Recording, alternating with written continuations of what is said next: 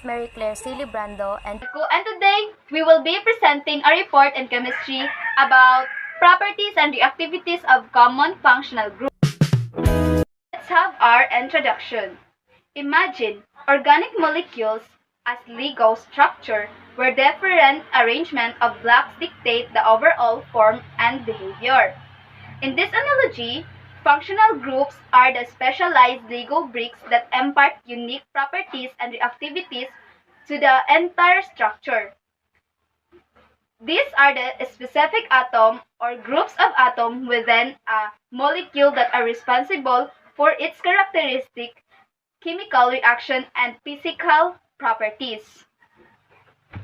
So, based on the introduction, dito natin maiimahe ang isang organic molecule as a Lego structure.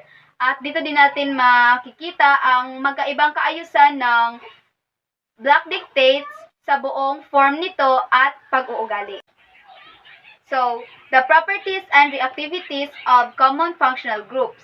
Common functional groups have distinct reactivities based on the structure, which dictates their chemical properties like polarity and participation in a specific reaction such as addition and oxidation.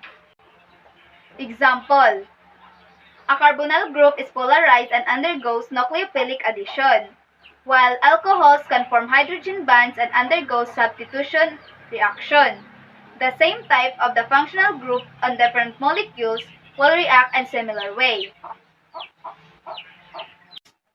Cite uses of representative examples of compounds bearing the different functional groups. Representative compounds with different functional groups are used as solvent, fuels, and everyday products. Example, ethanol uses a solvent, a component of alcohol beverage, and a fuel additive. So, second, ketones or C is equals O. Example, acetone or 2-propanone uses a common solvent especially for plastic and synthetic fibers and a component in some cleaning agents. Third, aldehydes. CHO. Example, acetaldehyde or ethanol uses a precursor in the synthesis of plastic, dyes, and other chemicals.